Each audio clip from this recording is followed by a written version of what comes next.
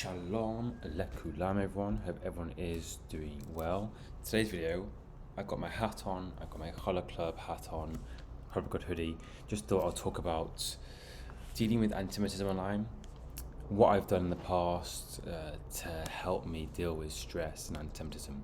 You know, it was really nice. I was just at a grocery shop in New York, and I was wearing this hoodie, and the person just looked at my hoodie and was like just pointing at my hoodie, and I was saying to myself, why are you pointing at me? Completely forgetting that I'm wearing a Challah Club hoodie. And she said, Challah, we sell Challah here. So that was a nice, that was a really nice interaction actually, of something quite random. That was nice. It reminded me that we are still a lot of good people in the world. So with today, anti-Semitism is a topic that online happens way too much. And anyone who posts about their Jewish life online will receive some sort of anti-Semitic comment in the comments, direct messages, and some people don't admit to it. A lot of people, it's private, it's a scary thing. They don't want to show weakness, they don't want to show their family because there's other things to worry about, you know? When someone receives a hate message, they're like, well, do I want to deal with this? There's a lot more other problems in the world and so on. But I do think it impacts a lot of people negatively, and I share this story and I share this post every few months as a reminder. A few years ago I got a really negative hate message. I mean, compared to what we've received, it's quite light. It was just like, you actually don't really know if I should say this on YouTube, but it was you dirty thing.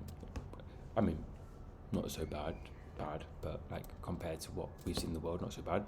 And it was from a professional bodybuilder in Spain. And I actually just complimented back saying, good physique, bro. That's like a bit of a joke. But I mean, he had a great physique, to be fair. Professional bodybuilder. And he just apologised straight away. He said, I'm so sorry, don't know what happened to me. I got the messages, like 4 messages apologising. And I just, in that moment, it really flipped my approach on a lot of things. I understood that no one is born with hate. That person's hate wasn't something they were born with. It was instilled from family, from friends, and they didn't probably mean it. Maybe he's gone to you these days to send hate, or maybe he hasn't. But I mentioned that the world is trying to split us apart, and we have to learn to live together. We have to be proud of each other. And he apologised. And since then, I have kind of tried to be more kind.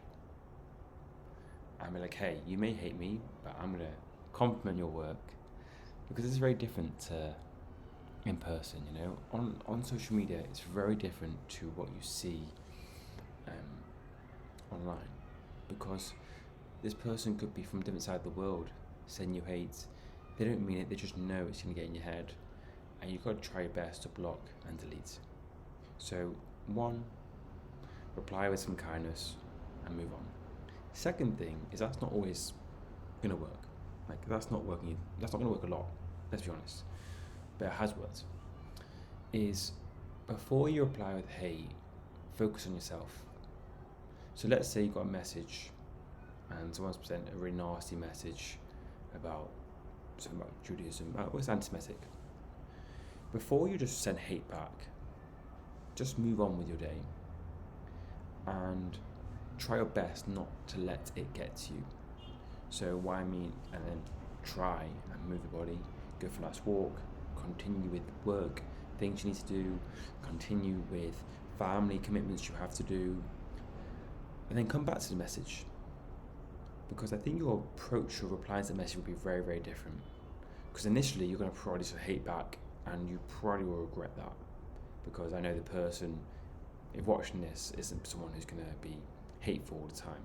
I mean, I've sent some messages that are quite hateful in the past, and I need to always try to improve that. I don't want to do that.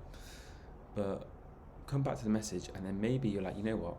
That person is not it's not worth my energy.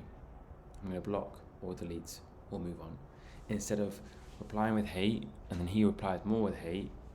And how do you feel now? It's probably not going to make a big difference, because I have to remind everyone here throughout the whole video, social media is very different in person.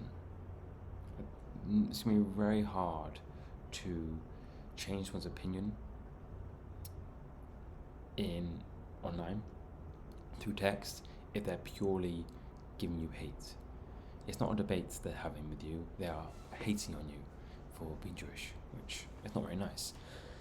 So unfortunately, you chatting to them and trying to debate them may not always work, or replying with hate. That's why trying to focus on other things. And then lastly, it's just going to be delete and block and move on. And for most people, that's probably the best option. So the amount of people we have on our block list on Instagram and TikTok and Facebook is crazy, especially Facebook.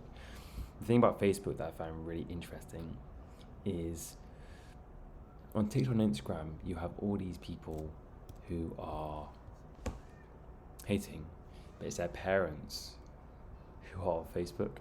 So that's like you get all their parents on Facebook who are very negative, and you can send videos and messages on. You can comment Facebook, Instagram messages.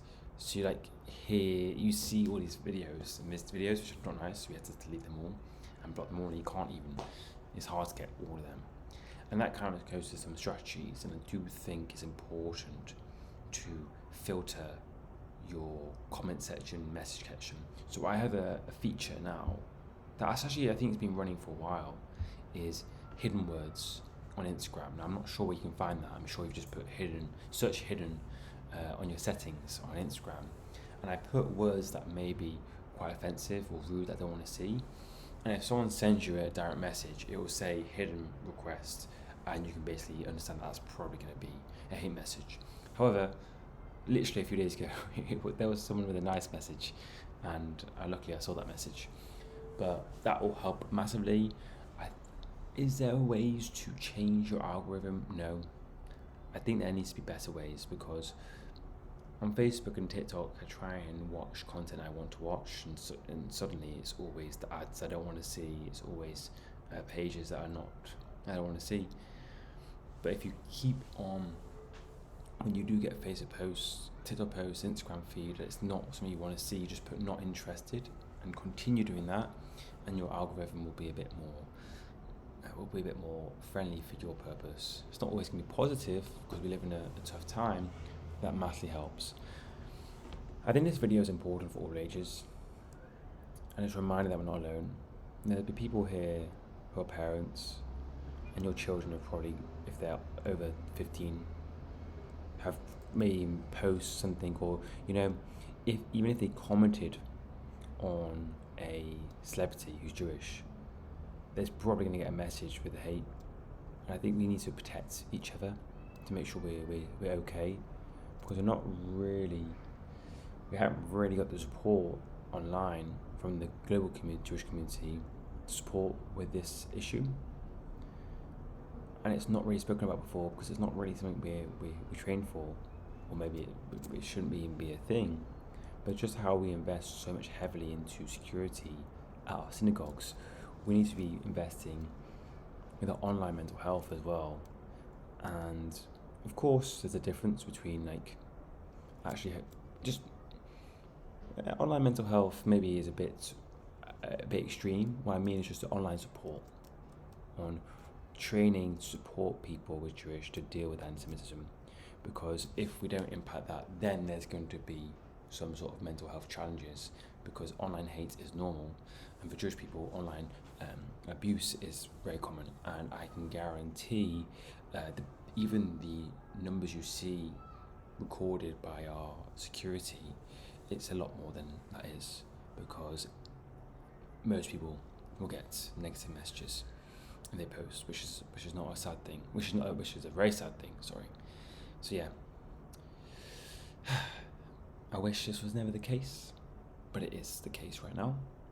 And yeah, I'm just trying to support our younger generation, because when we were, anyone here over 25, which is still very young, when we were teenagers, I'm 26, but anyone from over 30, 40, 50, 60, 70, when you were teenagers, what anti-Semitism, what abuse did you have? It was probably some in-person abuse, but was it daily? For some people, it's yes. For most people, it maybe been once a few weeks, but imagine it being daily. Imagine being on your phone every few minutes or every few hours, receiving a negative message. That's not nice for mental health at all. So that's why I think it's important that we prioritize our young generation's health. So, thank you for listening, and we'll speak soon.